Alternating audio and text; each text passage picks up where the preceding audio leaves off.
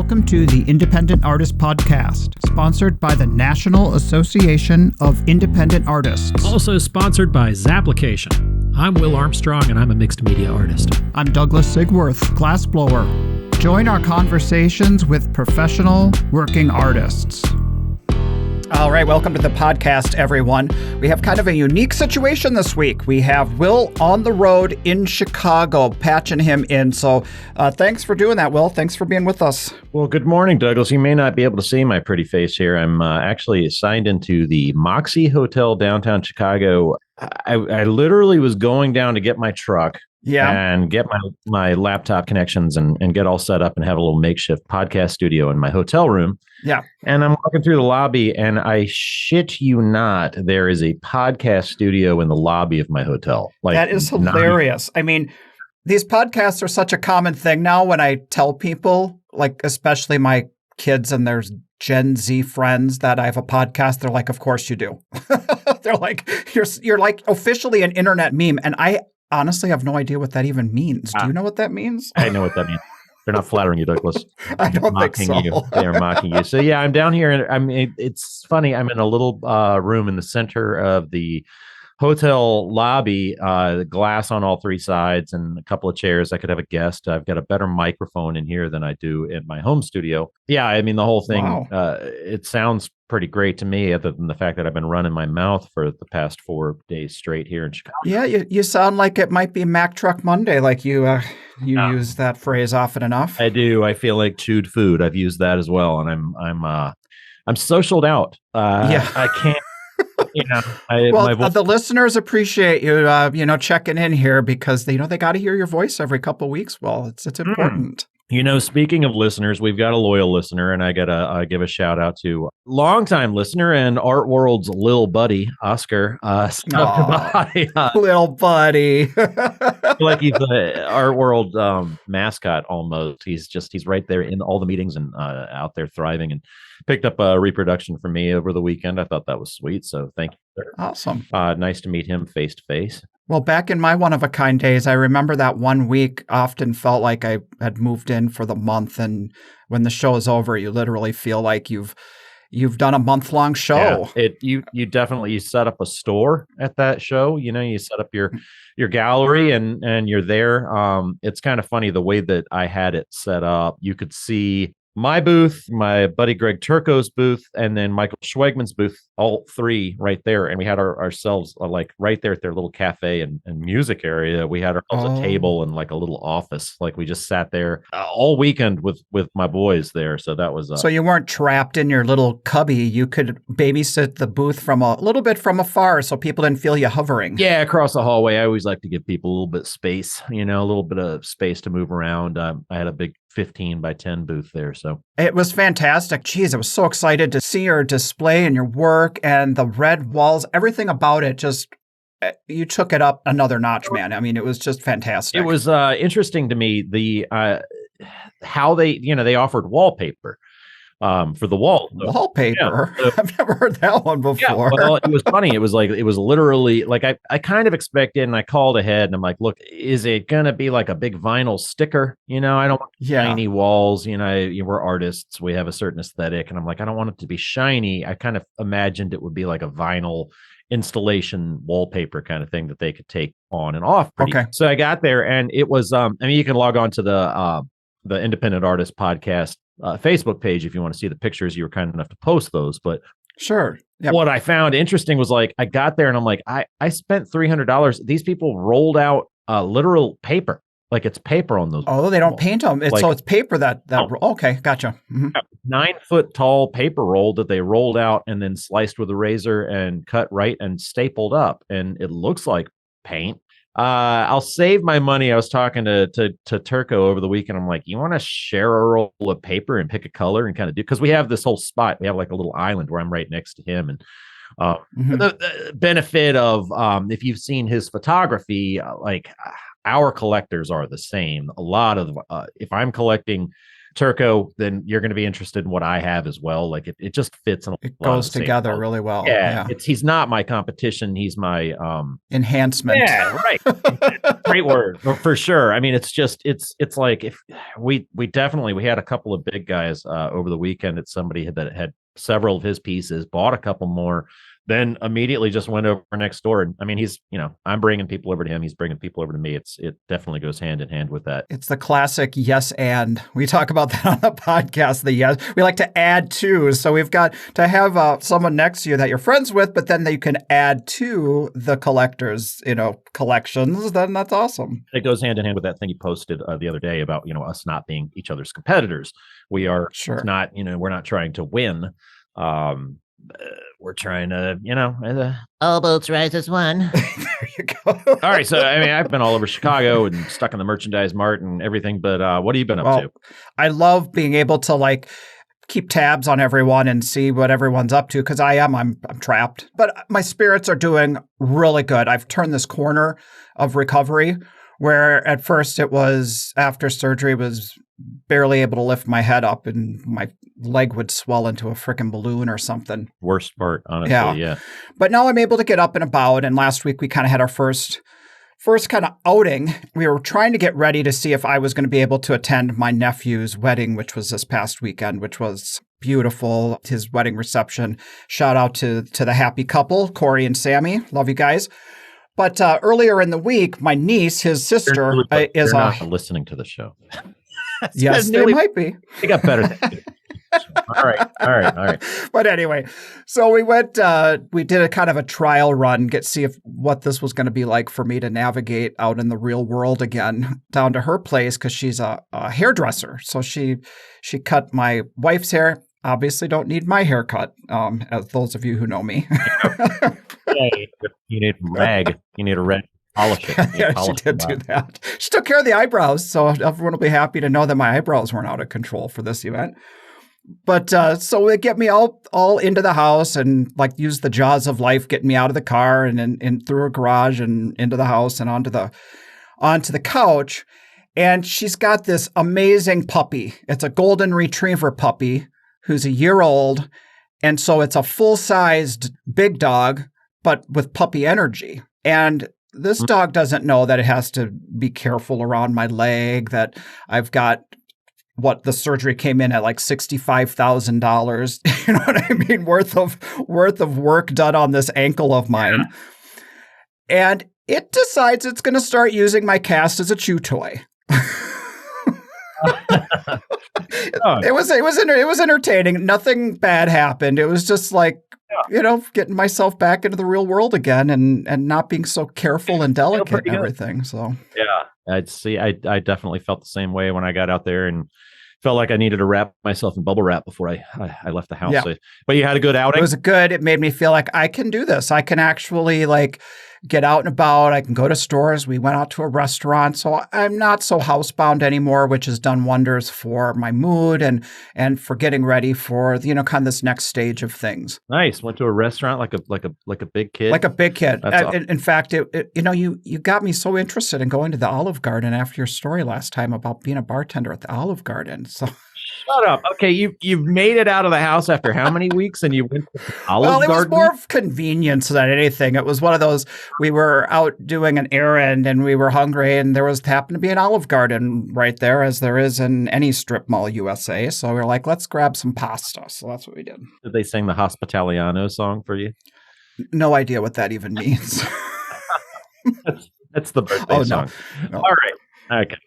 Yeah, congratulations on making it out and making it as far as your local strip mall and the wedding and all that. Yeah, so things are going good around here, and I just appreciate everyone, and everyone's checking in on me. So thanks for that, and I think it's going to be okay. I think all that worrying that I did all year, it's all going to be okay.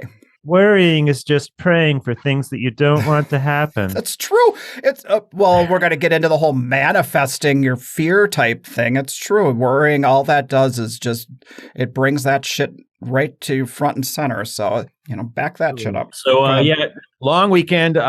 I've been doing the show. It's probably the longest running show that I've ever done. It's carried me through, one of a kind has carried me through, previous body of work into this. I think I've done this every year that One of a Kind has been going, except for the year my second year. I think we gave it a break to let it grow a little bit more, and starting year 3 all the way through, except for the year my first daughter was born, did not go that year. But besides that, I've been to One of a Kind for since 2002. I feel like I should win an award. Well, think of the nostalgia, like you were talking last week. We have this romance, this nostalgia around some of these events, and I'm just really glad it's still strong for you, and it's pulling out what you need, what you want from it. So that's awesome. What's interesting about it, last year I did the show, and I was like, I was kind of a little disgruntled because I had a fine weekend, but the sales that I made were all to clients off of my mailing list. They were clients that I brought in. And I judge shows a lot of times by, am I doing the work or are they doing the work? Because, gotcha. There has to be a balance of new stuff coming in and not just the repeat. Yeah. I got to have new clients that they're bringing in and not just the ones that I've brought to the table. And clients that I expected to see, that I've seen year after year, I didn't necessarily see those guys. But honestly, the sales that I made this time around were not to the collectors from years after year. They were new ones. Awesome. That's awesome to feel like you've got the fresh blood and new stuff in circulation. That's but the show, I feel like every show gets an enema every now and then, and they wash things away, and new people come in, and I'm sad to see some friends that mentioned, I won't mention them by name, but were pissed off because it didn't work for them this year, and it had in the past. And shows are shows. They're always the same. So you're not really sure what you're going to get. But, I definitely heard from some folks that were like, not coming back. And then they give you the opportunity at that one. I mean, if you got your checkbook, then they're letting you back in. That's how they script out. The prime thing, I mean, we've talked about this last week, is a lot of times we feel this urge to sign on the dotted line, to answer back to the email right away, because we want that spot again. We want the place where the returning people come, or if it's an especially visible spot for new people, we want to sign on the dotted line and reserve that spot. So One of a Kind lets you do that. If you pony up the contract right there on the spot, you kind of know you're slotted back where you'd been. Yeah, you save a couple $100 off of an already expensive booth. So, that's good. What I really enjoyed about it this year, differences. One thing that people have complained about in the past is that it gets super claustrophobic back there in the hallways. You get back in the bowels of the merchandise mart, start winding through, and you're like, oh my God, I'm going to push somebody down and just run out of here. So what they did in these 10x10s, there are a lot more 20x5s. Gotcha. The same which opens up the hallways a lot wider. That's important. And, a good friend of ours, I saw online their display, the Fullbots. We've talked about them. They've been topic of conversation. Their booth looked phenomenal that way. They didn't need to have a deep booth. They could really have a long, narrow display of their pieces. It was really visible. Yeah, it is visible. And then you're also walking down and you get, how many times have you been at a show and just a regular show and people are walking down and they're like, oh, are you new? And you're like, no, I've been here 5 years in a row. But if something distracts you, it's like 10 feet is what, a pace and a half. Yeah. So just like, all it takes is your baby crying, something distracting you here. Somebody else is across the way. Maybe there's rideable mustaches across in the next booth and it tracks from you. Well, even more than that, if you feel like you're trying to get from point A to point B and you're just stuck, you're just like planning your way to fit through the crowd and you're not looking. You're not enjoying the experience. Like you said, it's like the cattle trying to make your way down the chute. Yeah, and you've got a 20-foot booth, even though it's only 5 deep. A lot more exposure, so thought that was interesting. Cool. So folks, it's interesting to be set up here in this hotel lobby, and I'm glass on all sides. I'm in a little people aquarium, but it's a dark little booth. I'm seeing artists leave. I just there's my boy Michael Schwegman just walked out. He's loading his van out as I speak. It's kind of interesting. Give him the old wave as he walks by. That's right. I hammered on my glass. Is it bringing you back to your old DJ days? You know how some of those you sit and you can look out. Oh, yeah, I love that. I love glass on all sides, and it's an insulated booth. And I mean, I couldn't believe it. I was literally going out to get my charger. I picked up a pair of headphones that were, of course, I forgot my headphones, and So I'm gonna set up, and I'm staying at a hotel. It's very hip, like it's just painfully hip. It's so hip, I can't believe that it actually works. Okay, You know, it's almost like it's so hip, it's like laughable. well, it is to me, but it definitely works for people. Like if they build it, they will come. It's filled with hipsters. It's starting at 5 o'clock, Yeah. just having tacos and cocktails and all this stuff. So, Is it walking distance from the mart, or did you have to Uber? No, it's super close. It's a block and a half. It's like perfect. One of the cheaper. It's not cheap, but I mean, it got cheap these days in downtown Chicago. I mean, the fact that I got something for under $200 is amazing. But you check in at the bar. You can go play giant Jenga or giant Connect Four, or you can go, play Scrabble on the board. That's giant Scrabble on the board. But, I'm looking across and like the Scrabble board is boobs and poop and eat me. Like that's yeah. Well, that's what we're dealing with. It is laughable thinking about what shows have evolved into. If we were to think about, like, for example, today's guest, Duke Klassen, what he saw back in 1972, do you think anybody from back when the early days of shows could have ever looked forward to something like the One of a Kind show and think of it as that's what's coming down the track or down the pike? Right. Yeah. Thinking about a $4,000 booth. Right. Yeah. No, I don't think they were thinking about that for sure. He does talk about in this episode how the evolution or the birth of what he calls the super shows really changed the industry. And I think that was just a fascinating topic that I can't wait for people to, we all kind of feel like we're chasing those super shows. We want to have a handful of those shows peppered in with our other schedules so we can really trying to make super shows happen. You said it like 4 times in the last 2 sentences. Super show.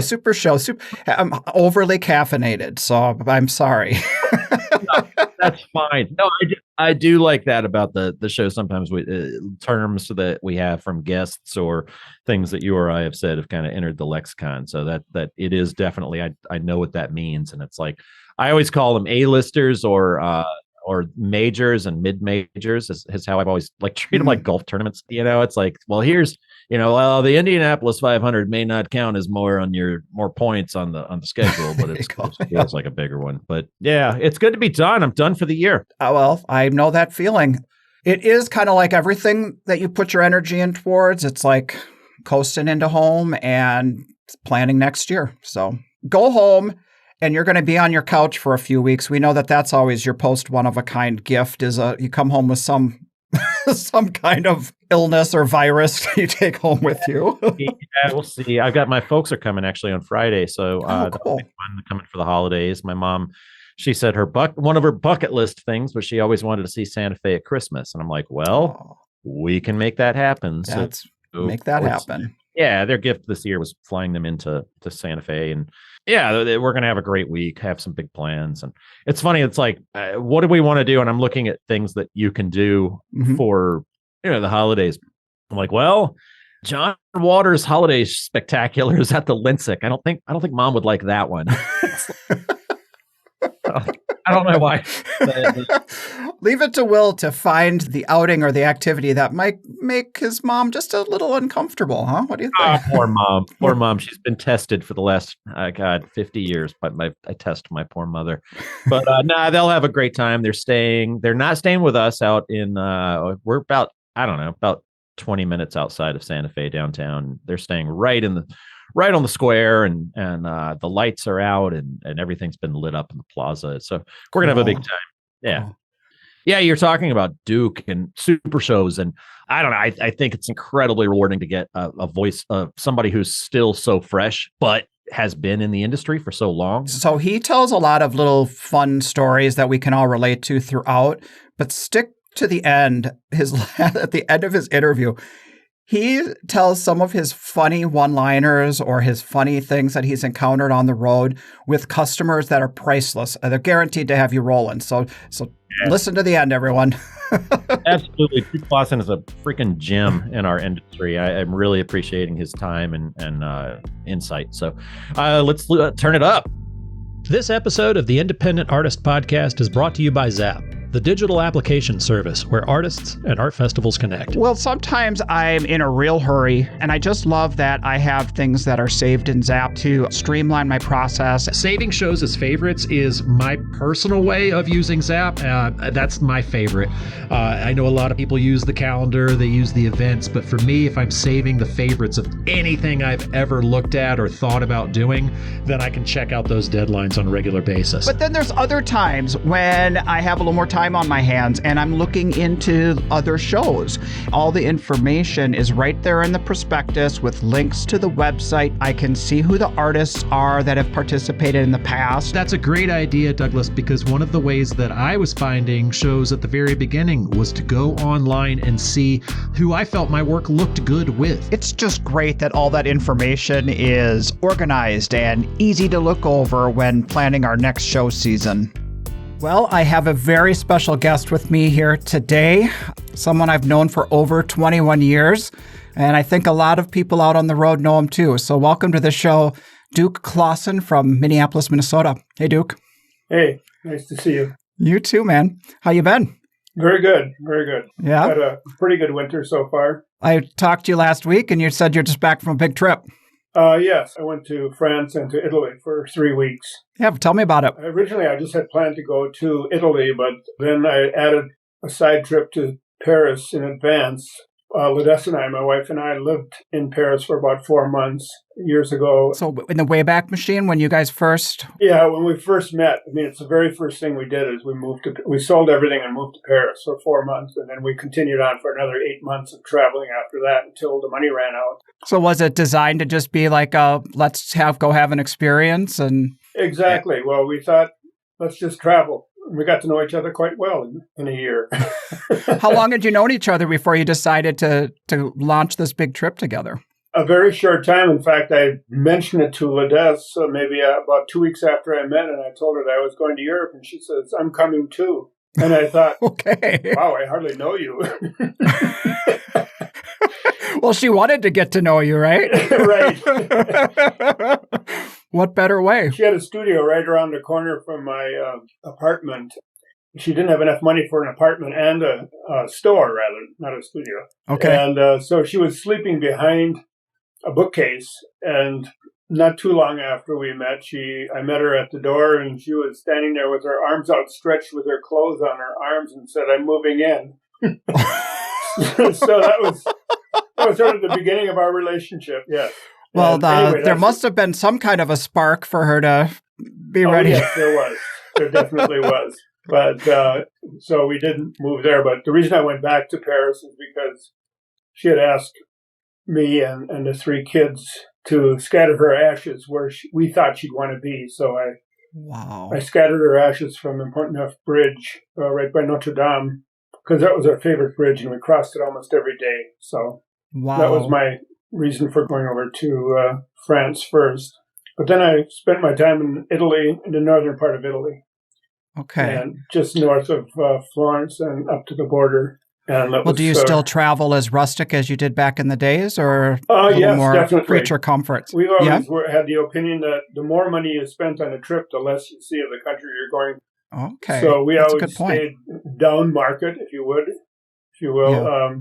We didn't stay in hostels together when we were first traveling, but now I do. I stay in hostels a lot. I try to avoid hotels. Mm-hmm. You know, there's an international cast of characters that comes with every hostel, and I find it very interesting. And sometimes you really connect. And I remember going out drinking until 4 a.m. in Spain with a bunch of guys from the hostel. You know, it's a different experience than sitting alone in your room. So it's not just experiencing the location; it's also experiencing whatever personalities are along the way. Exactly. That's and I enjoy that. I enjoy meeting people from other places, and it really adds to the experience of traveling for me. You've traveled a lot. I mean, I've seen so many photos over the years of you on your head in front of these different in front of these different sites. Is that still your thing? You get someone take a picture of you on your head?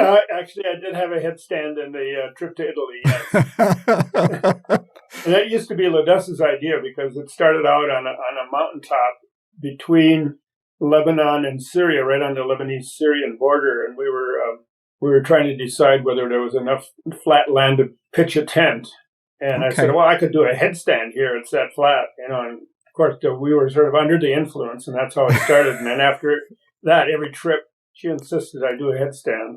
That became the thing, right? Yeah. The full circle moment of, okay, this is the proof I was actually there. Yeah, exactly. Experienced it. Right. Well, is it because of you're into yoga, or is it what prompted the headstand? Oh, yeah. I was into yoga back when I was in the Army, back in 1966. And I'm not a strict adherent to all of the principles of my breathing. And, my form is all right. My breathing is not careful. So, but I'm not, I don't consider myself a yogi, but I could do it at the time and I can still do it. So that's just part of my routine, I guess. Well, for those who don't know you, standing on your head, at what age are you right now? Thanks a lot. I'll be 80 I'm outing you on the podcast. I'll be 80 in August. Man, that's great. Good for you, man. Some people, nowadays, especially with the way things are with social media, it's like, unless it happens on social media, did it really happen, right? You travel overseas by yourself, have experiences with people that you meet along the way because you are in it for just that, those memories and those experiences for yourself. Right. I have traveled alone before Linda's passed away. I've done the Camino de Santiago in Spain, the pilgrimage route to the Tomb of St. James, 5 different routes so far. Okay. So, I don't think you know this, but one of the people I have spoken with on the podcast in the last year was Patricia De Leon. Right. And, I know her. Yeah, and she had told us all about her pilgrimage, and it was inspired by what you recounted to her. She'd already wanted to do that, but your encouragement also prompted her to do that. And she said it is just the beginning for her, that is something she's going to do multiple times, like it sounds like you've done. Yes. A lot of people think it's one and done, done and dusted, but it isn't really. There's something that calls you back. And part of it, again, is the exposure to people from all over the world. And you get to know people very well. I think my first Camino was 510 miles. And by the time we arrived in Santiago, we knew about 60 pilgrims by name. And as we walked into the city, they were there to greet us. And then in turn, we turned around and greeted those following us, the people we had gotten to know. So it was such a community. It really is a community, and it's sort of a bonding situation that I certainly never thought of that. In fact, that phrase may not have existed when I first did it, but it's very similar to being like being in the Army or any difficult situation, a camping trip that goes bad. You sort of share experiences that only you and the other people know about, and so it's a bond that endures. So I'm sure it's even more than just the physical challenge of it. There's a bit of mental, emotional kind of leaning on each other too, right? Exactly, helping each other along the way. And I think one of the things that binds you to the other people is that they're as crazy as you are for wanting to walk 500 miles. 500 miles. That's even hard to fathom that. That's like walking to St. Louis from here. Yeah, exactly. Jesus, Duke. Wow.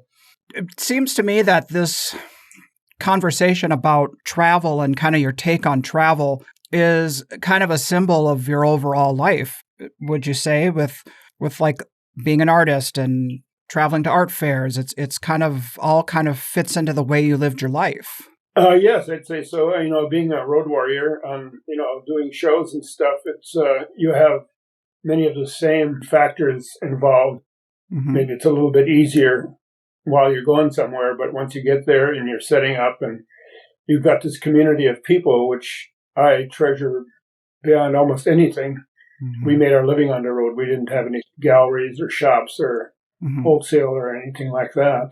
It was all that one-on-one in-person type setting. Right. Well, I guess I would even fathom that you were around at the birth of many shows, maybe even the birth of an industry. Would that be fair to say? I would say pretty close. It seemed like talking to people, it was about 1972 or so is when there were enough shows, high quality shows with good customers that you could make a living at it as opposed to getting a job or even getting a part-time job. You could just get your feet wet and then you'd start swimming. Mm-hmm. It seems like it was about 72 now. In 75, it was still very primitive. At the time, there were no KD canopies. There were no slides.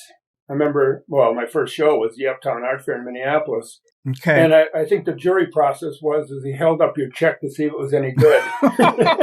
How did your check compare to the next person's check? It's good. Exactly. You're in. But just as a side note, to give you some idea of how much things have changed, at that time, the Uptown Art Fair fee was $17.50. For the application? No, that was the booth fee. Wow. And the reason it was such an odd number is that the year before it had been $15, and they tried to raise it to $20, and the artists put up such a stink. That was a bridge too far, that $5. Yeah, so we compromised, and it was $17.50. They made it halfway.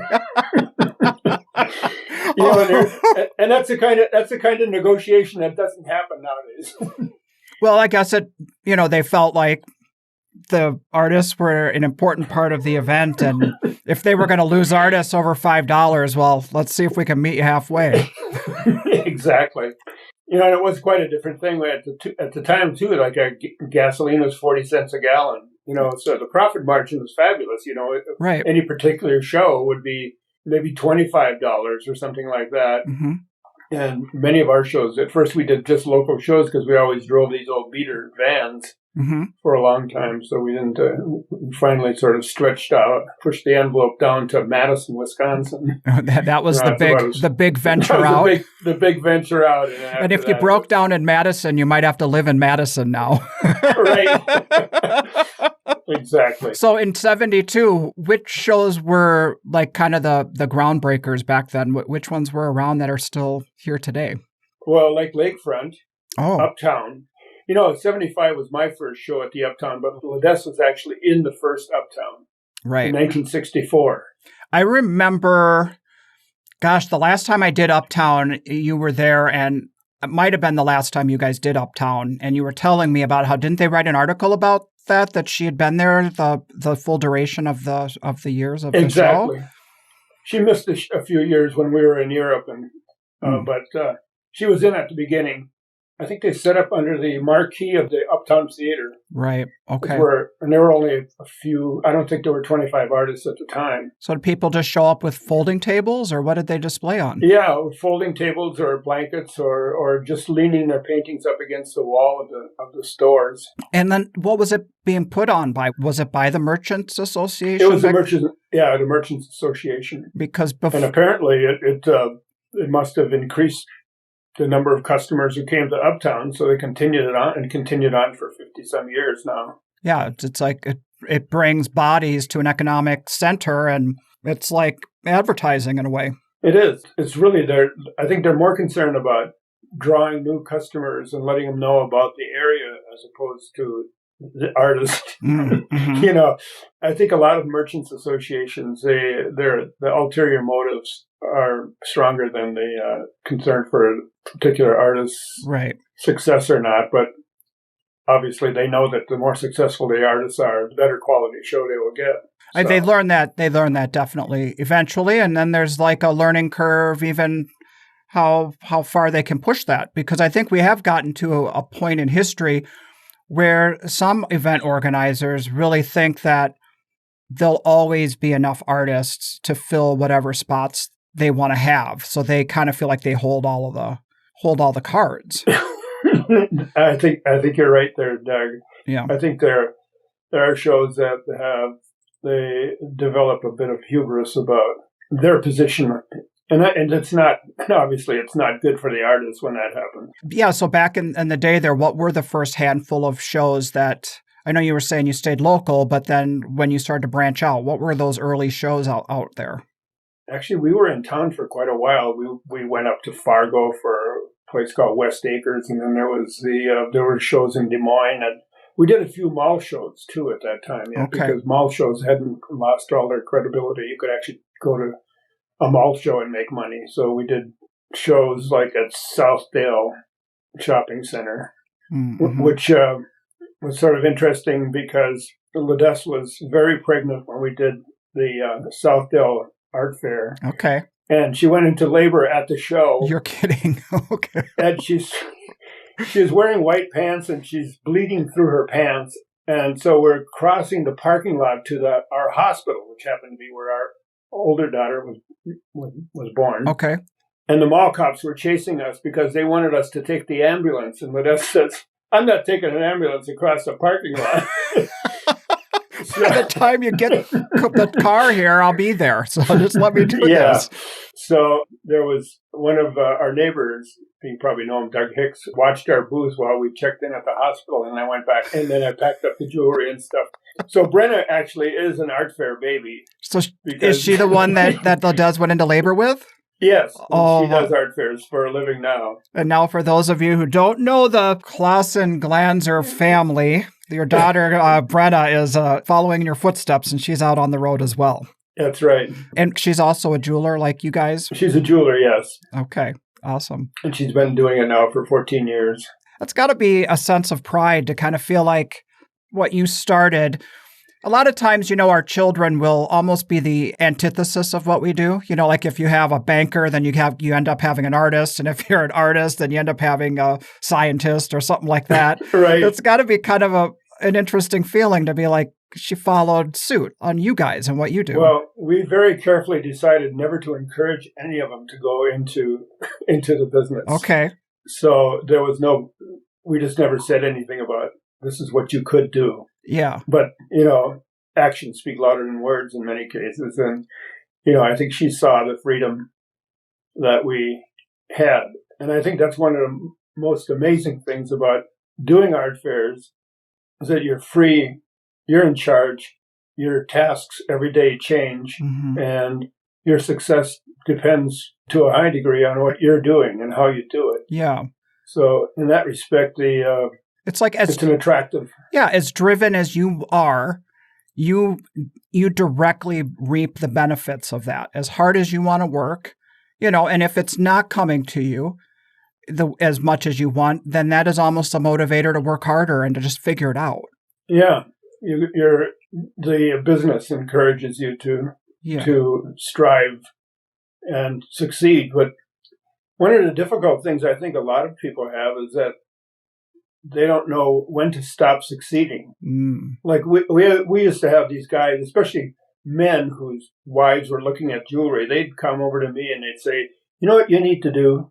You need to hire some people so you could make more jewelry and do more shows and you could do volume sales." Yeah. I said, we don't want to do that. That's why we're here. Right. That's why we're here at an art fair, working for ourselves, and so we can make these decisions on our own. Yeah. As opposed to being a supervisor, because if once you have an employee, that employee needs to be doing things. It needs to be employed. Yeah. At some task, and suddenly you're a supervisor.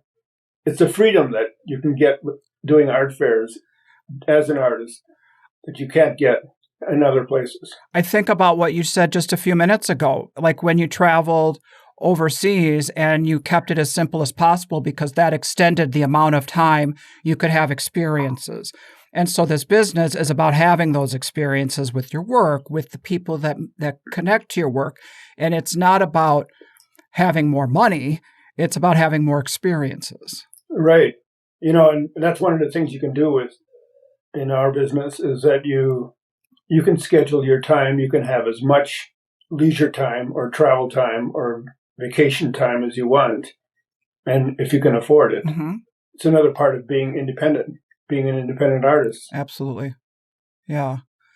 So your upbringing, did your upbringing kind of lead you to this hippie artistic lifestyle? Or in no way. No way. Absolutely no. No, I was one of 10 kids, and I grew up on a dairy farm. Well, I'd like to say that's unusual, but that's the family one generation before me. That's the kind of family my parents came from, dairy farmers in Iowa. But anyway, so I do know that part of your background really we've connected over. Right. And the only art that we were exposed to as children were maybe the church art. We were all Catholics, and so the church and, the pageantry of the church is probably about the extent of the art exposure that we had. What do you mean by the pageantry of the church?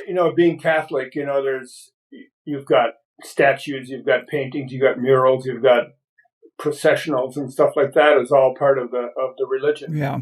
We also were German speakers. Mm-hmm. So we had a fairly tight community. There were about 30 towns that spoke German. Okay. When I went to grade school, it was in a one-room school with 28 other students. Wow. All 8 grades in one room. Certainly we had no art programs. No. I had no exposure to art. I would imagine in a community that small, you're probably pretty much on full display. Everybody knows what everybody's doing, and it's just it's very myopic. That's one real good reason to get the hell out of there. Yeah. Everybody knows what you're doing. And because we had been here for so long in Minnesota, we came in 1847.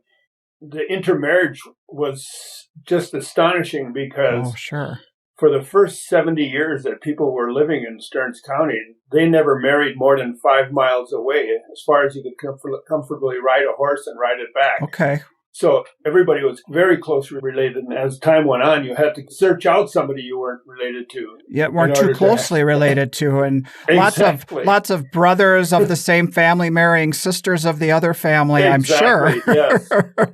And there were so many weddings because everybody had so many kids that you always get invited from both sides. You'd be invited to the wedding because you were related to both sides. Okay. So anyway, if you were a free thinker that was kind of outside of the norm, escaping was probably what was necessary. True. Right. Well, I left when I was 13. I went to the seminary. And was that your way out? Yes, it was. That was my dad's way out, too. He said his parents would let him go to college in the city as long as it was to pursue the priesthood, and that's what he did. Oh. Well, I left after 8th grade, and both of my parents were against it. But, you could hardly stand in the way of a vocation. Right. I mean, that was the highest praise for a German Catholic was that a child was going to enter into the religious order. And why my parents didn't believe that, I don't know. I think my father was out counting on my labor coming into. Well, isn't that part of farm. It? Yeah, I mean the kids are free labor. Right. So anyway, so I left when I was 13, and then I spent 9 years in the seminary. So when you leave at 13, does that mean you're actually entering the seminary at that age, or are you like entering like a high school that's grooming you for that? Well, it was at St. John's University. They had a prep school there. Okay. Oh, it was a rather strenuous education. Well, was the intention on your part very clear that it was to escape, or was it actually you thought you wanted to be a priest? No, I had a vocation to it. Okay. And gradually I came to realize that, especially as the church changed in the mid-'60s, I realized that I didn't belong there anymore, and I began to question a lot of other things too. Uh-huh. It was difficult. It was difficult to quit. Because when you're 22 years old and you've spent 9 years in the seminary, it's approaching half your life. Right. And I felt like I had irreparably damaged my future here on earth because I had missed my entire adolescence, and I never thought I'd be able to fit in. Just because you didn't know what was out there, right? I mean, exactly. So you felt like all you knew was this very cloistered life, and now you were coming to terms with that had to change. And what's next? Yeah. Well, what was next was I quit in January, and I had my cassock and collar still hanging in the closet at the seminary. And in February, I was in the Army. I got drafted. You did. So did you have to go in Vietnam? No, I was, because of my fairly extensive Latin and Greek background, I scored high in the language test, and I was sent to a language school in Monterey, California, for a year of intensive Arabic. Mm. And then I was stationed in East Africa. Okay. in Asmara, Ethiopia. Well, now it's Eritrea, but at that time it was still Ethiopia. What would they have you do over there? I was a translator. And was there was military presence there? I mean, it wasn't. I thought everything was happening in Vietnam then. Oh no, we had a base of there were 1,800 Americans on our base. Okay. There were even dependents there, wives and children came there too. Okay. And so we had an American presence. So you really had to feel like you were just plucked out of your Midwestern existence and into like a whole new world. Yes, very much so. And I enjoyed it a lot. Really? And I especially liked the fact Asmara used to be the Mussolini's old capital when Ethiopia was a colony. Okay.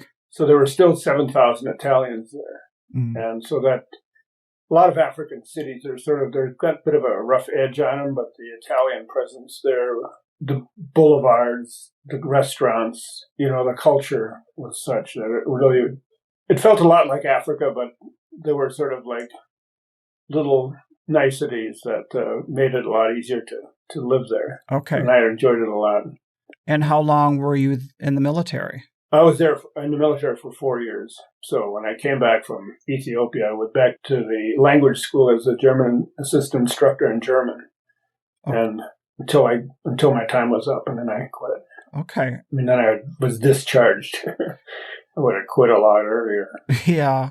And then that puts you at about what age? Like early 20s? Well, I was about 26 by the time I got out of the Army. Then you've got your whole life in front of you. I mean, really, you've had all of these experiences, and then it's like, now what? Exactly. So how did you kind of find your way? What sorts of things did you do? If you're a farm kid, you can walk onto any construction site and get a job. True. You just tell me you worked that you grew up on a farm. And you'll work, until you're like completely exhausted. They know that they've got a hard worker. Right, and you know how to work. I remember one job I had, it was a guy said, start shoveling that pile of sand over there. This was down in Arizona, and I started shoveling, and he said, you're hired. Something about the intensity behind it or the dedication? No, it was the fact that I was using my knee as a lever. Oh. And okay. You see people in movies and they're holding a shovel and they're sort of like all of their motion is in their arms. Yes. Somebody who grew up physical shoveling. Labor, almost like prison. Yeah, you can tell right away if somebody's experienced or not. Yeah. Anyway, so I was able to work construction a lot. So did you kind of become this artistic hippie before Ladez, or was Ladez the influence that kind of set you down? Oh, she was absolutely the influence. Was she? Yes, because I was working construction and I got laid off during one of the big bust. It's sort of a boom and bust industry. Mm. At the time, someone had come to her shop and wanted to have her design a line of jewelry. She had a craft shop. And so she did, and it just took off. So she was doing jewelry even when you met her? Well, she was doing beaded jewelry. Okay, gotcha. And we were just I started helping her out, and we really were ready for when the bead craze hit. We were prepared. We were off and running well before that. Okay. So it was great. But then we lost interest after a while. Stringing beads, it's fun designing stuff, but it's difficult if that's all you do. So we bought a book on silversmithing, and that's how we got started. There was no internet back then. You couldn't do YouTube videos on how to learn how to silversmith. No, we just had this one book.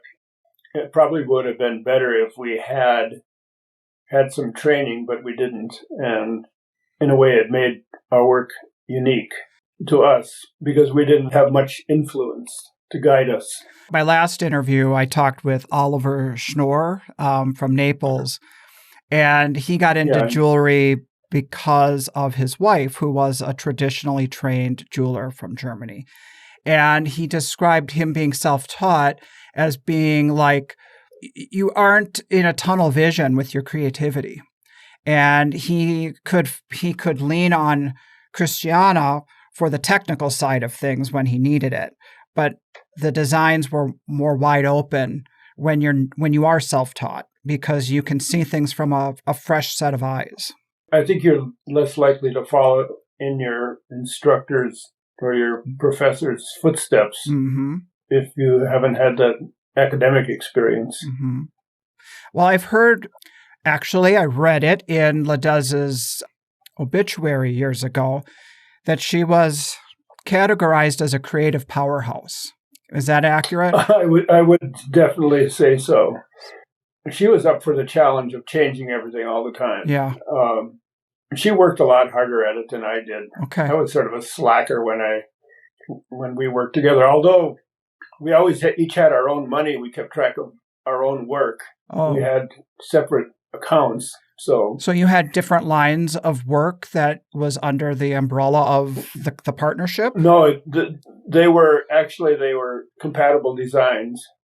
But I had designed some of them, and I was making some of them, and she was making her part, and we kept track of who's selling what. So it wasn't a pass back and forth kind of thing, or are you saying actual literal selling at the show, whoever would sell it? Oh, no. We would each sell our, most people didn't know that we had separate Pieces. arrangements. Yeah.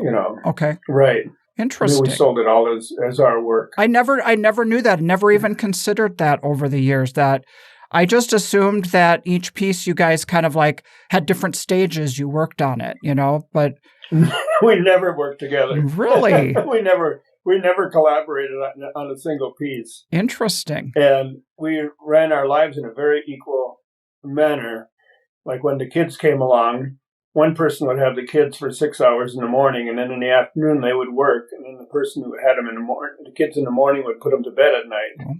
And then it would flip the next day. So there was a focus on equality. Absolutely. And whenever we bought groceries, you'd write them up on the chart on the wall, and at the end of the year, you'd add it up and split the difference. Why did you set it up that way? Because we both wanted to be independent. Mm. So we never had a question we never had to ask each other, should I buy this or not? You had your own money. You do it whatever you want to, just as long as you paid your part of the bills. Right. So within your partnership, you felt like the strength of the partnership was having your own individual autonomy. Exactly. That's cool. That's quite feminist in a way for you guys to operate as partners back then in that time, wouldn't you say? Oh, yes.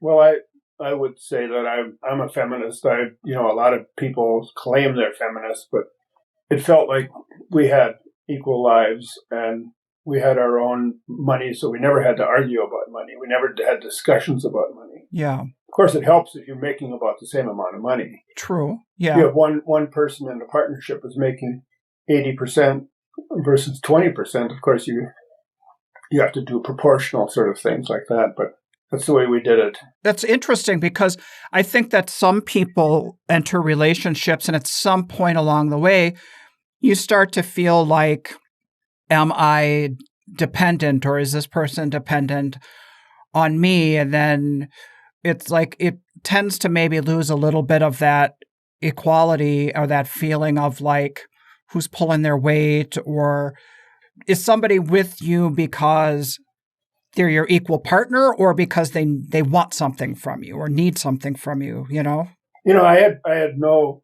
problem going off to walk the Caminos for 5 weeks, 4 weeks, 6 weeks, whatever, because I would work harder before I left and I would work hard when I got back. You'd make up the difference. And yeah. Ledez was fine with it because I was taking care of my part of the arrangement.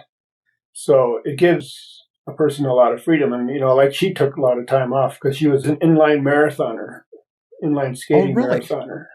And so she trained a lot in the summertime. I've seen photos that you've posted of her with her like skates and helmet, and I didn't realize she was a marathoner though. Yeah. In fact, the day before her first cancer surgery, she actually set a record for the North Shore Marathon for her age group. Really? I don't know if she had the top record, but I think she was in the top 3 on that in her age category. Wow. She was fast. She skated the equivalent of 26 4-minute miles. Wow. So when you say marathoner, so is it 26 miles, just like a running marathon? Exactly, the same route that Grandma's marathon followed. Interesting. Wow. She seemed so small and so delicate, but she must have been really strong to be able to do that. When she was training in the summer, I used to ride my bike with her to keep her company. And I had a 21 speed bike, and as we got closer to the end of July, I could barely keep up. Seriously? Because she was super fast. That's really cool. So she did have time to do that. Right. So whether you were off doing the Camino, she had her things that recharged her batteries. That was more to life than just, making jewelry. Exactly. So you raised your daughters in this lifestyle. I mean, what kind of an impact does growing up with parents like you guys, what does that do? Well, we took them with us on the road all the time. And a lot of times in the winter, we would just pull them out of school for 6 weeks when we went down to Florida. And the teachers were very cooperative. They sent along the homework and things. They could hand out just like 6 weeks worth of homework and come back and they have it done. And yeah. Well, I always thought that a day on the road, you'd learn as much as you would on it as a day on the school. Life experience. Experience counts for a huge, and they had a fairly free range. If the three of them stuck together, they were usually, fairly safe. I think one time they got caught on the 21st floor of a building that was under construction in Tampa. They were playing cards up on that floor. Okay. They were off exploring. So they were more like free-range kids than kids are now.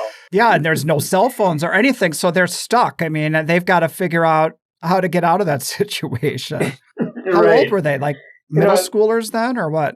Oh, no, they were younger than that. Wow. Yeah, they were like 10 and 8 and 6 or something, like 10 and 8 and 4. Okay. Rather.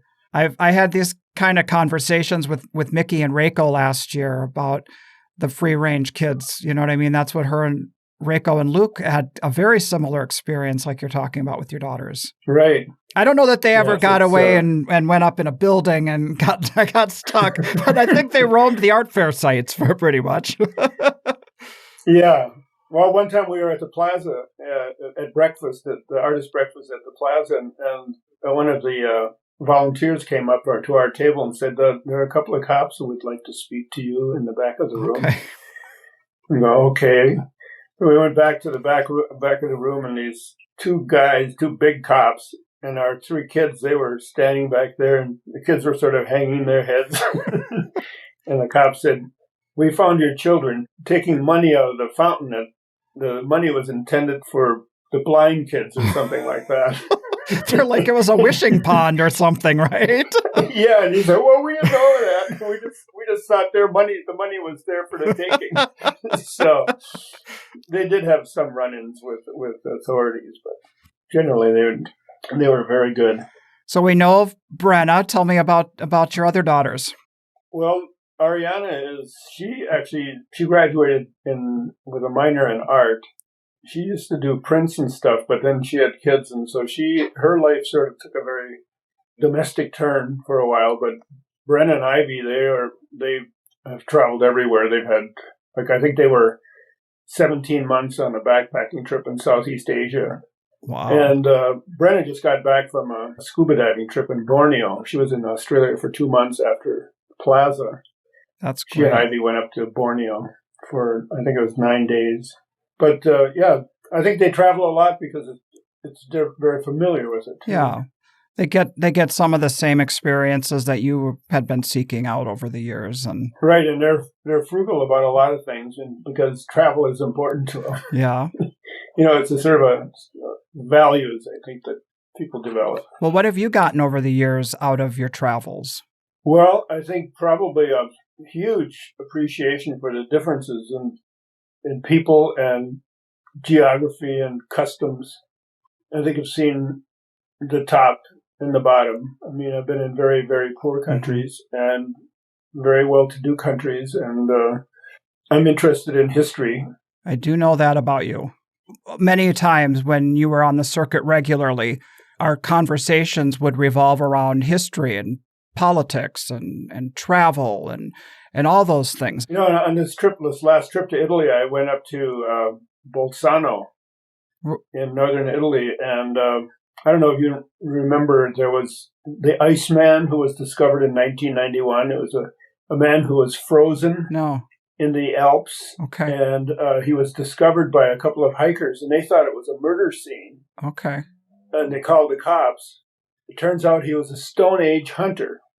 Wow. And he had arrows with stone tips on them. He was wearing a bearskin hat and hide clothing and shoes that were woven shoes that were filled with straw so he kept warm. Well, I was really interested in that when that happened. But then when I had my DNA analyzed by 23andMe, in the column under famous people you're related to, the Iceman was in my column. You're shitting me. Oh, my God. I remember when you were telling that story, I was thinking back to the year that we were neighbors at Coconut Grove, and you had just had your 23andMe done. Do you remember what year it was? It seems like a really long time ago. It was about 15 years ago, I'd say. It was probably about 2006 or something like that. And that was maybe before it had ever grown into what it is now, where long-lost relatives are being connected through DNA and everything. Right. And you were telling me about this program and how excited you were by it. Yeah. Well, I went up to the city where there was a dispute about whether it was in Austria or in Italy.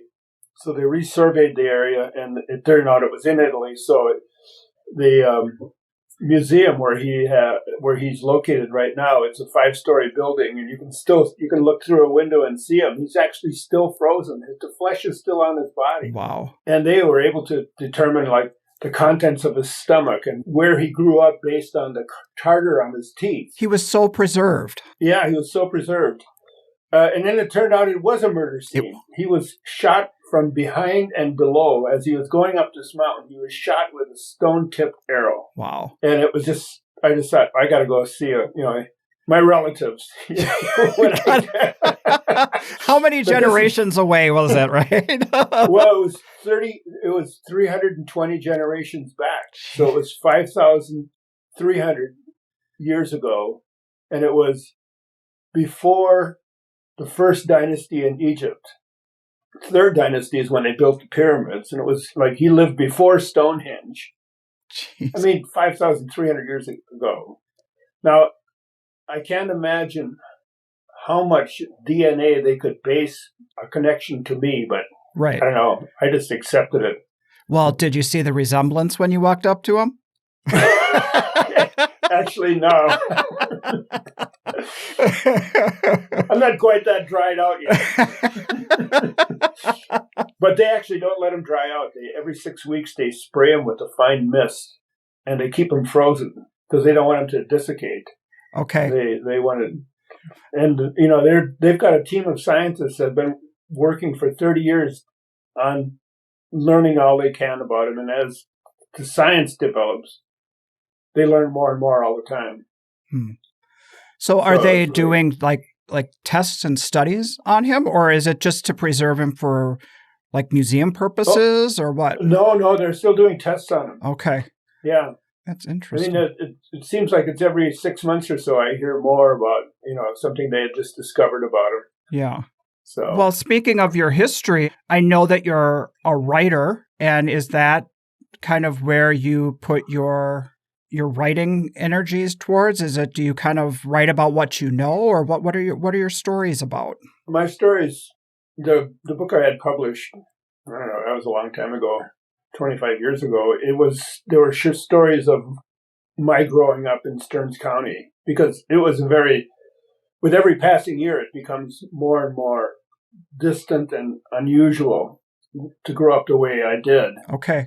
And after I had been away to seminary for 9 years and then 4 years in the Army, that was 13 years. And I came back, and things had drastically changed in 13 years, because as soon as television came in, the German disappeared. Like my younger brothers and sisters don't speak German. They're the last 5 of them.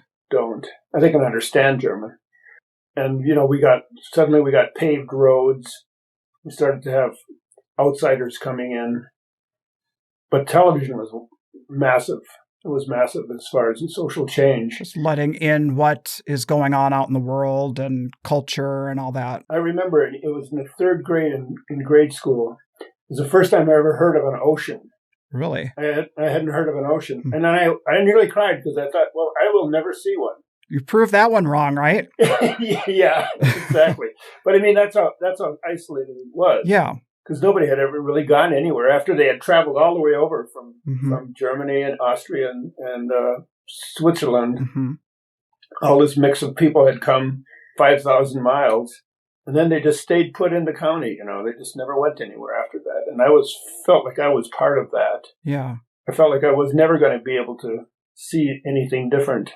So, but then recapturing that, did you feel like you wanted to kind of preserve that? Not that you wanted that way of life to be lived anymore, but did you feel like you needed for it to know that it had existed? Sort of, yeah, exactly. Sort of bear witness to the fact that this was what that was like at that time. Hmm. And at first I was thinking somebody ought to write about this, but then I realized that, there wasn't anybody. Like the first people who went to high school even were only like 5 years older than I was, and that most of them didn't go more than a year. So my brother didn't go to high school at all. I thought, well, I guess it's going to be me. So I started writing stories, and I wrote them in fictional form because I thought nobody's going to read any dry history on someplace like right, like and this happened and this happened. But as fiction, it's more like getting into the heart of the story, getting into the heart of the characters. Right. It was categorized when it was published as creative nonfiction, is where you're using real life and then shaping them with plot and dialogue. And they call detail. those biopics nowadays. Yeah, I guess.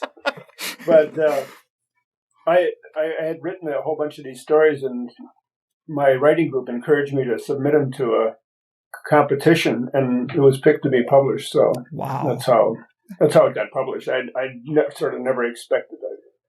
You didn't have aspirations for it to be published necessarily. That wasn't why you were doing it. Well, I guess I always thought I had a long way to go before I'd be ready to be published. Mm-hmm. So it was a surprise to me. But then, is that something that carries on? Are you still a writer or just an avid reader? Or? I'd say I'm an avid reader. I just sort of working a little bit on, the kids wanted me to write down our family history. And I'm sort of working on that as our rather complicated family history going back to the 1600s. Cool. So otherwise I don't write. Writing is a really lonely business. I guess now I wouldn't have many interruptions. Sure. It would be easy enough to do it again. But at the time, I always felt like I was taking time away from living the rest of life. Yeah. Yeah. Living and interacting and having experiences. Yeah. It's so solitary, like, let me get down my thoughts. And I mean, people experience it and they get to experience what you've written. And so it's almost like you don't get to feel that connection. Your audience will feel the connection because of reading your words.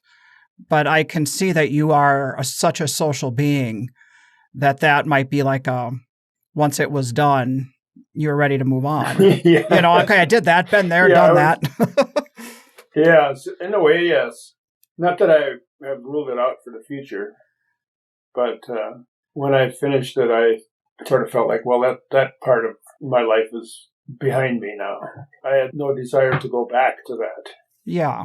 I'm sure it helped you kind of process. I think we all go through a period in life when we do circle back to things that happened in our past. And, maybe it was a period of reflection and processing and moving on. Definitely was that. And there were sort of psychological and disturbances that you end up having to work through if you're writing about it. Mm-hmm. You have to put yourself back into that world and try to figure out what was going on. Mm-hmm. Come at it from where you're not the center of the story. You're coming at it from the different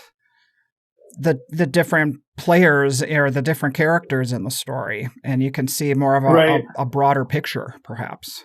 And I think the distance, I was actually, 30 years later, that I was writing from a distance of 30 years, which a lot of times people will write when they're in a foreign country, living in a foreign country. I know a lot of people will begin writing because they can see much more clearly what the society is like that they had left. And I can think of any number of authors who wrote about that. Mm-hmm. Yeah, we do find people are so immersed in our own culture, our own country, and have that kind of that myopic view of just like we live in the greatest country in the world until we start to realize what else is really out there.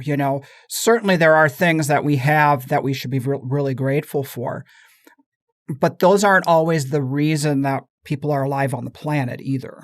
The materials or those kinds of experiences. That it sounds to me like you got a lifetime of memories from seeking those out on your travels. And strangely enough, people always ask, well, how does your traveling affect your jewelry? I say, it almost never affected us at all. I mean, we were becoming more and more familiar with all kinds of different work, different jewelry from different countries and stuff, but it really wasn't reflected in any way after we got home. We had our own agenda, and a lot of the jewelry was very traditional, and our jewelry wasn't traditional, so we wouldn't be going down that path. It's sort of like if you're a potter and you see primitive pots that are made in a culture where pottery is just the functional thing, you probably wouldn't let it wouldn't affect too much of your art pottery, if that's what you were doing, or sculpture, clay sculpture, or anything like that. And it's an odd sort of dichotomy that people have a sort of an idea of what they want to do, what they want to make. And just like the introduction of another influence isn't necessarily going to change the direction of their work. Well, I think of it like this, and tell me what you think about this idea. It maybe isn't that you're drawing inspiration of design, that you see a direct, let's say replicating of what you've seen from other jewelry from other parts of the world. But what you do learn from your experiences is that feeling of being open, like an open channel to what comes next, that not being so predetermined as to what an outcome might be, and having that skill put into any kind of a creative endeavor kind of opens us up to really exploring. Right. And that way, you see how another society developed and how they decided to, let's say, make jewelry. Or if you look back at during the Roman Empire, the glass that you see, or the Syrian glass, and some of it's Lebanese, you see what their aesthetic was, but it isn't necessarily something that you want to imitate, but it's just sort of like, so this is how they did it back then. And you realize that you're in a long tradition of human endeavor to make whatever your craft is. And even from like primitive means, it's like we can have technology be dropped in our lap in order to do things maybe easier or faster, but that does not necessarily make the designs any better or the nature of the work any better. It might make it possible to do things that weren't possible in the past. Well, looking at jewelry, if you look at the Scythian work from the steppes of Russia, my God, I don't know of any jewelers who could do the work at that level. I mean, I'm sure there are some, but I haven't come across them. I wouldn't even begin to have the skill to even replicate it. Looking directly at, let's say, a pair of earrings that have got such complex work. There's such complex procedures that are involved in it. But it's good to know. It's good to know that that's what it was possible once, and it's something that you could aspire to in your own work. So thinking back over kind of the history of just over 50 years of art shows out there, there's obviously been an evolution, to say the least. What would you say are some of the ones that kind of stick out at you most? Like with how the industry has shifted from what you knew it to be? Well, probably the very first thing was the introduction of canopies. Like the original was the Katie canopy. I think it had a very decided effect on the social connection between artists. Like we used to just be sitting out in the open. You would have 5 minutes where you didn't have a customer. You'd be talking to your neighbor. But once you got a canopy and you had walls, suddenly you're cut off.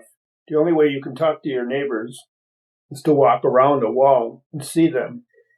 And I think at that point, there was less identification with fellow artists. Because before that, it was nothing but identification. You were sitting in the rain with your neighbor. Right. That made a big difference, the introduction of that. And then, then as things became more formal, sending in slides, the whole business with the red dot, submitting slides to be juried, and the introduction of the bureaucracy. The competition aspect of it? Yeah, it was more competitive, but it was also because somebody had to administer all this selection. Yeah. Things became more and more expensive. Okay. I think it did bring up the quality of the work because you couldn't just keep doing the same thing. There was sort of a built-in impetus to compete with other artists to have the best set of 5 slides. And it even bled over into having the best looking display. And then there were shows that gave you a prize if you got the best display, and that was certainly not in the mix when we started out. And then I think the development of the super shows was really a big thing because a lot of people, I think, if you get 1 or 2 of the big super shows, you can stay in business. People are able to make a living doing more big shows if they can get into them and have more time to develop their own work or their own personal lives. Like starting with Cherry Creek and St. Louis and Winter Park and, Old Town. You get like shows that are wonderfully lucrative. And that's one thing that you didn't have at the early stages. Although there wasn't that much difference between how much money you netted. So you're saying the birth of the super shows, the net ended up being about the same back in the day? Well, it was the super shows. It was a lot more than what it started out with. But like just for example, the Uptown Art Fair. Sure. I shouldn't probably even be saying this because it'll probably get back to them. But okay, they have the fee structure is such now that you would expect that you would make a lot more money than you did back when it was $17.50. Okay. But it's not true. In fact, sometimes you make less than you did back then. Oh, I had Cindy Lyric on as a guest. Duke, you're not breaking any news. She's talked all about that. Okay. How she went to bat and kind of broke it down and let the shows know that more artists means more booth fees, but that doesn't necessarily mean that every artist is now making more money, and if you want to have a good show, you need to find that sweet spot of the right amount of artists, the right booth fee, so that everybody wins. And then the right audience. And the right audience. That's the whole thing right there. But we talked a lot this last year about getting off the hamster wheel. We learned that before COVID, that the chasing of all the super shows and executing all the super shows and the more and the more and the more was driving people crazy. Because the more you work, the more you have to work to keep the train going down the track. Yeah, I think that was really an eye-opener for a lot of people is that we found out that if they got rid of the bottom 20% of their shows, you could probably make just about as much money because you didn't have the expense and you had time in the studio to prepare for your other shows. Yeah. So that made quite a difference. And it could only have been the COVID type of situation that would reveal that. Sure. Because nobody ever stops to take time off and saying, I wonder how it would work if we did a lot less. And it's a complicated puzzle because, you let's say you write down all of the expenses and you compare them against the gross receipts, and it's like there's so many variables that it's just really hard to get to those numbers until the rug's pulled out and you have nothing to look at but no income. Right. I know, we actually did an analysis probably about 1990 or so. We wrote down how much we made and what the expenses were and the driving in the motels and stuff, and then compared that also the time out of the studio, which I think a lot of people don't really count that. But, like if you're doing a show and it takes you out of the studio for 4 days, including your weekend, by the way, that has to be figured in. And, we didn't overrate ourselves as far as how much we were paying ourselves when we were on the road, but it did jigger the figures a lot. To what became a let's try it again versus a let's stay home decision. And oddly enough, some of the shows, the local shows that were one-day shows, and that you were able to sleep in your own bed, suddenly went up to scale quite a ways compared to, let's say, driving a day out and a day back and having hotels and the gas bills and all that. Those shows would suddenly sort of become almost on the par, and you'd have to decide, okay, I don't want to sit at home all the time because the shows, local shows, are like poor quality. So you want to be part of the continuing search for good shows. I mean, prestigious shows. Yeah. But you could see that things were balancing a lot because you were figuring out how much you were spending. I remember that time that you were kind of getting the brass tacks, putting it all together, because there was a year there where you were saying to me, Ladez and I, we decided to switch up our jury images this year, and we kind of wanted to cut back on our shows and do a few less. And I'm happy to say that the shows were willing to help us out in that regard or something. So you must have had like a bad jury year, and you didn't seem worried about it or concerned. You're like, it'll all get figured out. Where I was in that stage having little kids thinking that would terrify me to be in that position.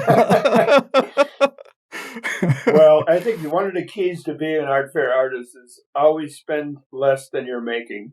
It's probably true for just about any endeavor. For sure, yeah. Is that we were the absolute denizens of Motel 6. We never stayed at a fancy hotel unless except for that one little period when Hotwire and Priceline. Right, they were. And I used to post the cheap ones. On the art fair source book or whatever, not that. Otherwise we stayed at Motel 6 because if you keep your expenses down, you make more money. Absolutely. And it sort of puts your feet down on the ground. You have a good basis for staying at a Sheraton 5-star or whatever. It's just a personal thing. Sure. I feel more comfortable being with my own people. I see. Well, I remember too, one of the things Ladez had said to me once was that she kind of viewed the art fair life, being an artist, as almost like being a missionary, in the sense that taking a vow of poverty, not that you wanted to be poor, but you wanted to live simply so that what was important could be experienced. I don't think we ever really talked about that sort of thing. I mean, it was just sort of like, I'm surprised to hear that she mentioned that to you, because we were so much on the same page that we never even... Like that was understood, but it wasn't actually had to be overtly stated. Exactly. It was just implicit. Well, I know for a fact that you have always been the kind of person who valued people, valued experiences, because I still remember my first interaction with you. We were at the Wausau Art Festival 21, 22 years ago. I think I'd only been doing shows for about a year, and I didn't know anybody, and was just getting to figuring things out. In our first conversation, you said to me, so you're here and not at St. Louis this weekend, are you? And I didn't even know about St. Louis at that point, so I didn't even know I didn't even know what you meant by that. I just knew that I was doing local shows, local to where I'm at. And you struck up this conversation with me, and I felt so new, and you were a veteran, and there were no airs. There were no I'll come back and interact with this guy when I know he's going to be around the block a little while longer. You treat me as if it was, you'd know me for, your whole career. And that was very meaningful to me. And I've always appreciated that we have had that rapport over the years. Well, you have a better memory than I do. I have to say, I remember you being at the show, but people are always quoting stuff to me that I don't remember that I said. You're so damn profound, Duke. You're a fountain of wisdom. You can't be bothered to remember that shit. Everything's accessible because it's on the surface. So Anyway, well, looking back over all your years on the road, I mean, do you ever miss it, or do you get to spend enough time out there being, Brenna's plus one out there?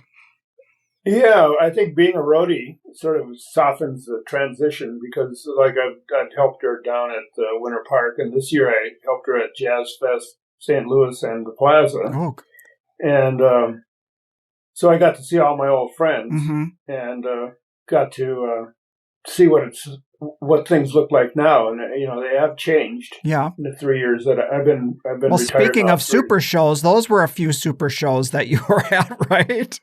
Yeah, exactly. And I got the gift of COVID from Jazz Did Fest. you? Oh, yeah. Dang it! I got home and 2 days later I had COVID. So. But you had the booster, so you did just fine with it, right? Right. I had a very mild case of it. Thank God. But there's still exciting things happen. Like I was at the the Kansas City show. Yeah.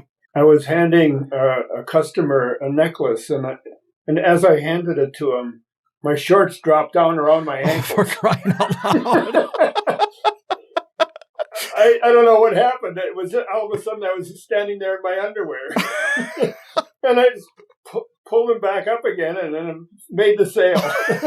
Oh, gosh. Lucky that didn't end up on the internet, Duke. Sort of the unforeseen things that are part of art fair life. So is that why you're wearing suspenders today? I was just wondering. No, but Brenna bought me a sort of a rubberized belt now that I can tighten up a little better. It's like, come on, Dad. Yeah, that was a big surprise. Oh. But there are also a lot of surprises like that. I have to tell you about this one occasion, and I'm usually a bit of a smart ass, but not consistently. But there was a guy at Boca, and he was buying a pair of earrings, and it was just like $78 for a pair of earrings. And he just would not accept that price, and he just kept trying to bargain with me. And he says, "Well, how about it just drop the taxes?"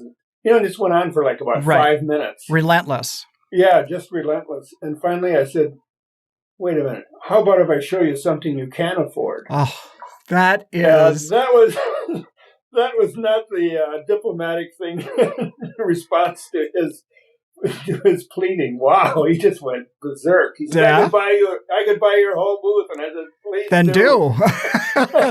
Yeah, put your money where your mouth is, buddy.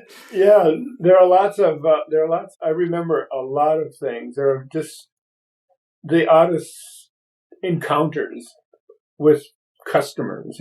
Yeah, people who like this. I remember one lady said, "What do you call this piece here?" And I said, "Well, it's a pendant." Yeah. And she said, "But I know, but what is the name of it?" And I said, "It doesn't have a name. It's a piece of jewelry." Yeah. She says, "Well, I'm going to call it Tinkerbell." Okay. Okay. You just run into things that a name is going to give it a few more zeros at the end of it. Yeah. And at the same show, it was like the same weekend. It must have been the weekend for Weirdos to come out. These two women came by, and they said, one of the women said, "I'm just completely impressed and blown away by the quality of the work at this show." Yeah. She said, it's making me think about going into art myself. And the other lady says, "So what are you thinking about? Are you thinking of 3D or 2D?" And she says, "No, I think I'll start out with 1D and see how that works." I mean, where do you ever get a chance to hear conversations like that? I mean, it's one of my favorite things is listening in and overhearing conversations. Absolutely, just the outrageousness behind it. You know what I mean? Exactly. Well, Duke, we've already been talking now for an hour and a half, believe it or not. This has been... Oh, sorry. And you're not apologizing. This has been a great conversation. I wasn't gonna shut you up. What are you talking about? This is podcast gold, man. But yeah, so I just want to say thanks for everything out there. And I mean, really, a lot of us don't even realize what kind of rudimentary kind of system, how this market that has grown to what we now know it to be, how it started way back in the Wayback Machine. And people like you really gave the industry legs. It was built on the backs of people just like you. And I just feel like we just owe you a huge debt, and I appreciate everything you've done. Well, it was a privilege to be a part of this life. And one of the real beautiful things about it is the friendships that we have developed over the years. Yeah. With this huge variety of people, all of whom are sort of weird in their own ways. It's sort of like the people you meet when you travel all over the world. Is you get to know people who are from a different place or coming from a different place, and you appreciate that. For me, it's been a privilege, and it's been a lot of fun. It's true. It's a fun life that we have. Well, I hope to see you next year out on the road with Brenna sometime. So thanks for taking the time and sitting down with me, and it's been good to catch up. All right. Thanks a lot, Doug. You bet. Take care, man. Appreciate it. All right. Bye. Multi-dimensional talk, Douglas, but let's stick it to the 1D. That was hilarious, that story he told, man. It's funny. Duke is one of those guys that I've always been aware of, but I've never really met him, and I feel like I kind of know him. Well, I do know him better now, but I can't wait to hopefully get out there and see him on the road or see him at some point. He's still kicking it out there with his daughter, with Brenna. He did 3 or 4 shows last year with her, and still traveling, still seeing the world. So Duke is still an active part of our industry out there, and we really appreciate all those, just kind of where we came from and what this life meant to him and what it means to a lot of us. Absolutely. I was talking to some artists over the weekend, Douglas, and we were, some shows that they've done and that they have, there have been hiccups along the way, and they leave you with animosity. And, with the high show fees, has it ever occurred to you to apply to a show and then is it worth it $45 to Xerox a picture of my butt and just send it? Just to give a ironic kind of application. Oh, sure. Yeah, ironic application. It's sweeping the nation. Okay. All right. Great talk with Duke, man.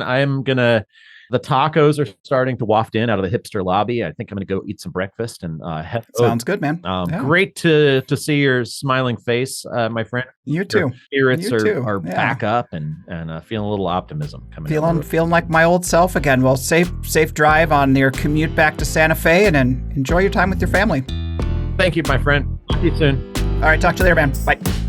This podcast is brought to you by the National Association of Independent Artists. The website is naiaartists.org. Also sponsored by Zapplication. That's zapplication.org. And while you're at it, check out Will's website at willarmstrongart.com and my website at sigworthglass.com. Be sure to subscribe to this podcast to be notified when we release new episodes.